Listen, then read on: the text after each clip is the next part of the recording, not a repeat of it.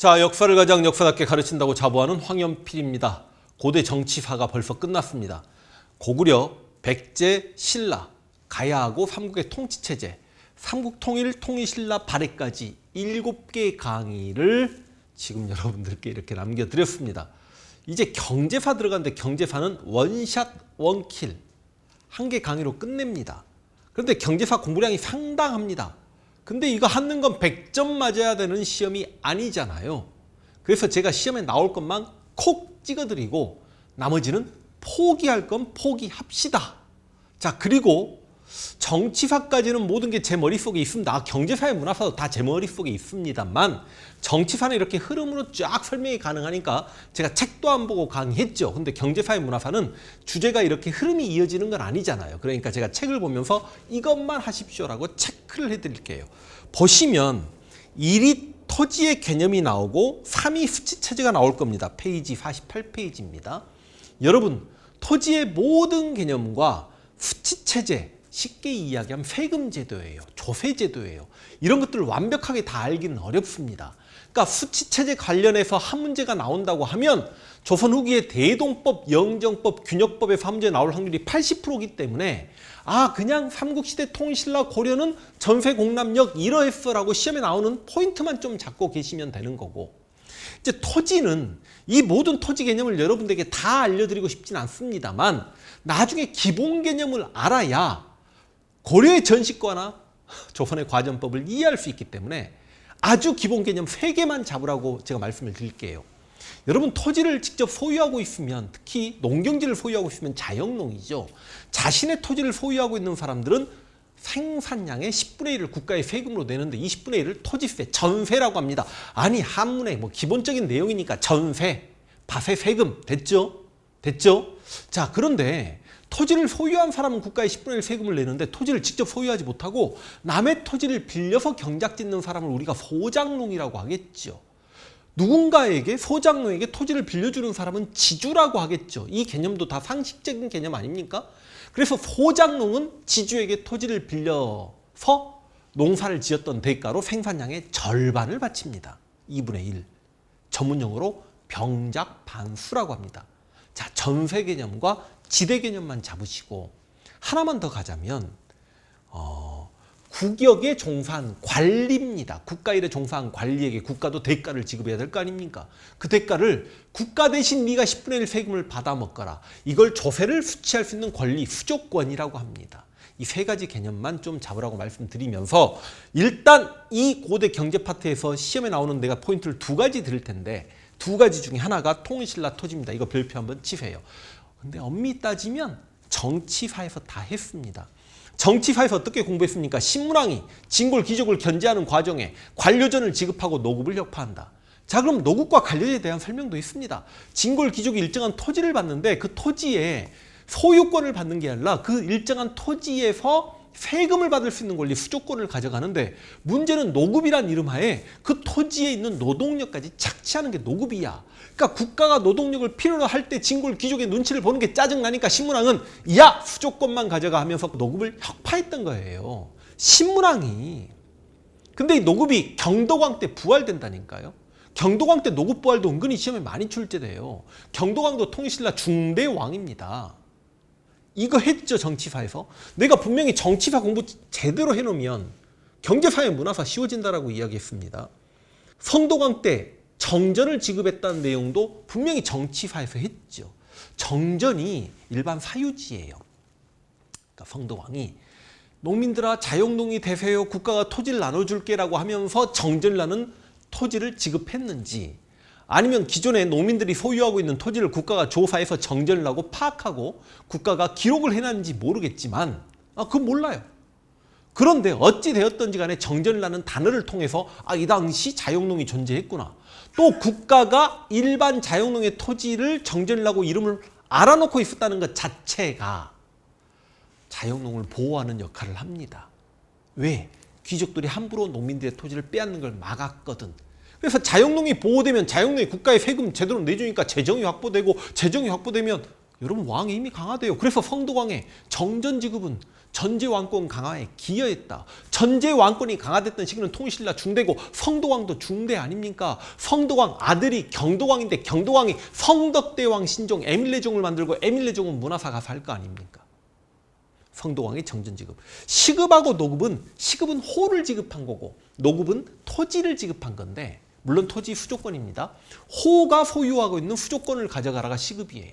근데 애초에 호를 지급하니까 인신 지배적 성격이 더 강하죠.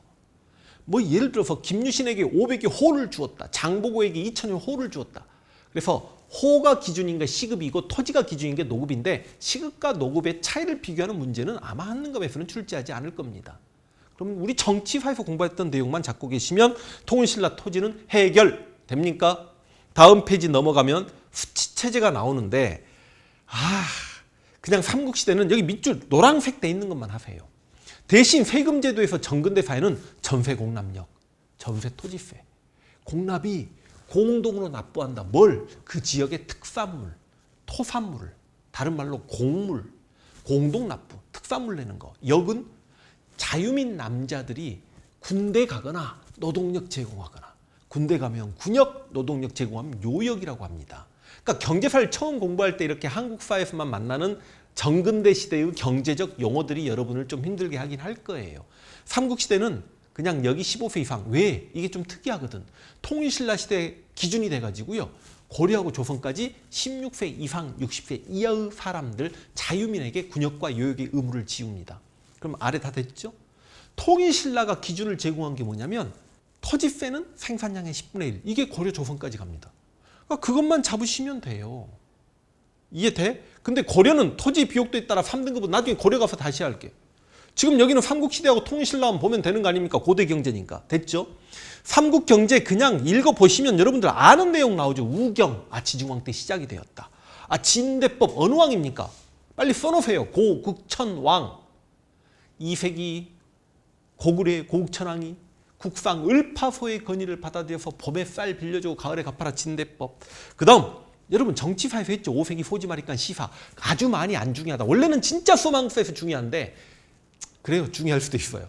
근데 이 시사를 바로 다음 지중왕이 6세기 넘어가자마자 동시라고 이름을 붙인 건지 아니면 새롭게 동시를 만든 건지 모르겠지만 지중왕 동시를 감독하는 관청 동시전 정치사에서 했죠. 수공업은 공부하지 마세요. 넘어갑니다. 삼국의 대무역도 정치사에서 다 했던 내용이에요. 고구려는 장수왕이 남조와도 친하고 북조와도 친하고 백제는 주로 남쪽에 있었던 나라들과 친합니다. 그럼 위진남북조가 어떤 국가인지 만약에 제가 좀 여러분들과 막 고대 정치사 막 70분 고구려만 하고 막 그러면 위진남북조가 어떻게 해서 위진남북조고 5호 16국은 어떤 국가고 남쪽에는 동진과 송제, 양진 이런 나라들이 있었다라고 이야기할 텐데 그냥 그러지 말고 백제는 동진과 친하게 지냈는데 여러분 어느 왕? 근초고왕이 동진과 수교했다. 근초고왕 다음 왕인 침유왕 때 동진의 마라나타가 불교 전했다. 나중에 문화사 가면 무령왕릉 공부할 때 중국 남쪽에 남조 중에 양나라의 영향을 받았다. 그러니까 그런 나라들과 친했다고요. 신라? 기억은 안 날 수도 있습니다. 여러분들이. 4세기 내무랑이 고구려 소수림 왕을 통해서 중국의 전진과 수교했다. 기억나세요 혹시? 근데 5세기 장수왕이 강할 때는 백제 신라 나제 동맹 백제 통해서. 근데 이런 것도 시험에 잘 안 나와요. 다만 여러분 6세기 진흥왕이 성왕 뒤통수 빡 하고 치면서 한강 하류 차지했잖아. 맞죠? 한강 하류에서 대당 교역로가 확보되는 거죠. 한강 하류를 차지하니까 거기에 당항성이라는 도시를 만듭니다. 당항성이 지금 저기 화성군 쪽인데 동탄 있는 쪽인데 그 정도만 가시고요. 내가 이 고대 경제에서 시험에 나오는 포인트 2개 드린다라고 했죠. 아까 48페이지에 통일신라 토지하고 민정문서 왕멸치세요. 여러분 민정문서는 시험에 나옵니다. 단독 문제로도 기출이 됩니다. 민정문서는 어느 시대? 통일신라 시대. 어느 지역 문서? 그래서 내가 구주 오서경 공부할 때 오서경 중에 청주 서원경이고 충주가 중원경이다. 언급이 될 거거든요. 이제 이 도시들이. 바로 통일신라 시대 서원경의 사해점초를 비롯한 4개 촌락의 문서라고 나올 겁니다. 민정문서는 이거 진짜 중요합니다. 촌주가 작성합니다. 지방관이 작성하는 거 아니야? 촌주가 매년 조사해서 3년마다 작성합니다. 1년마다 작성하는 거 아니에요. 민정부서는 촌주가 3년마다 작성한다 기억하시고 뭘 조사했을까? 노동력 확보하고 세금 거두려고 그랬겠잖아요. 근데 뭐가 기록이 돼 있을까? 민정부서에는 호구, 집에 가족이 몇 명이냐 그게 굉장히 자세히 기록이 돼 있는데 호구는 인정의 다과에 따라 9등급으로 나눴다. 상상호부터 하하호까지 한국사 공부하면 9개의 등급으로 나누는 내용이 많이 나올 겁니다. 우리 조선 세종 때 연분 9등법 그랬는데 이제 여기는 9등급으로 호를 나눴으니까 상상호, 상중호, 상하, 중상, 중중, 중하, 하상, 하중, 하하 이해되시죠? 그래서 여러분 호구는 인정의 다가에 따라 9등급이고 인구는 남녀 각각 나이순에 따라 나이순로 6등급 좀 암기하십시오. 토지는 여러분 정전이라고 예상하는 뭐 연수답이 있고 관료전이라고 예상하는 내시정답이 있는데 이런 거 암기하지 않아도 됩니다. 마정, 관모전, 촌주의답 이런 걸 잘 몰라도 됩니다. 진짜 몰라도 됩니다. 하지 마십시오. 원래는 수험항국사에서는 해야 되는데 우리는 하지 맙시다. 그리고 가축에 대한 기록이라든지 뽕나무에 대한 기록 이런 게 있었다. 이게 민정부서 다예요. 민정부서 시험에 나오는 포인트 통일신라 청주 서원경 그리고 촌주가 3년마다 호구는 인정의 다과에 따라 9등급, 인구는 6등급. 이거 발견은 일본 동대사 정창원. 오케이, 넘어갑니다. 통일신라 경제활동 가시면 여러분 이거는 시험에 선지로 나옵니다. 6세기 지증왕 때 동시를 만들었죠. 근데 경주 인구가 늘어나니까 서시남시가 추가된다는 것만 잡으십시오. 농업에 신경법이 더욱 발달했다 이런 건 하지 마십시오. 이거는 여러분 수험항국사를 공부하는 학생들도 조금 어려워하는 건데 농법이라는 게 어느 시대에 처음 시작이 되면 그 다음 시대에 더욱 발전되거든요.